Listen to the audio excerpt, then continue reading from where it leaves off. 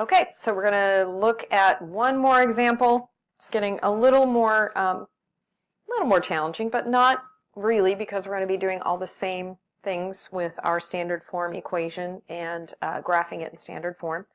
So we know that standard form is where it's y equals ax squared plus bx plus c. We need to find our a value, our b value, and our c value. So for this particular equation right here, I know that the a value is -3. The b value, remember that's the one with a power of 1 on the x, is -6. And you know what? The constant term, the c value, is going to be 0 because we're adding no constant to this, so it's 0. All right? So now let's take a look at our axis of symmetry. Again, the axis of symmetry is where x equals -b over 2a. In this case, that would be -6 over 2 times -3. So that becomes 6 over -6. So 6 over -6 is -1 when we simplify. So we know that our axis of symmetry is the line where x equals -1. So it's going to be right here on the graph.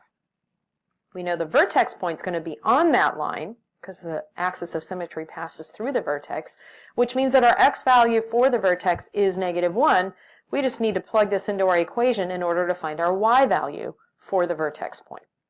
So we have y is equal to -3 times -1 squared minus 6 times -1. All right, so -1 squared becomes 1, but 1 times -3 is still -3. And then -6 times -1 is a +6. So -3 plus 6 is 3. So our y value is 3 for the vertex point. So our vertex point is -1, 3. -1, 3 is right there. All right, the y-intercept we know is always where x is equal to 0. So we're going to plug in 0 to our equation. So it becomes y is equal to -3 times 0 squared minus 6 times 0. All of this is just going to give us 0. So our y-intercept point is at 0, 0 right here. Now, the reflection of that is equidistant to the axis of symmetry on the other side. So this is 1 unit from the axis of symmetry on the right, so we need to go 1 unit to the left of the axis of symmetry, and that point is at -2, 0. -2, 0.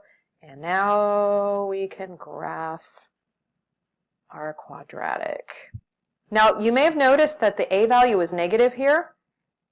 The a value is negative, and we might recall that when we were working with vertex form, when the a value is negative, our graph should open downward. So this is doing what we expect it to do.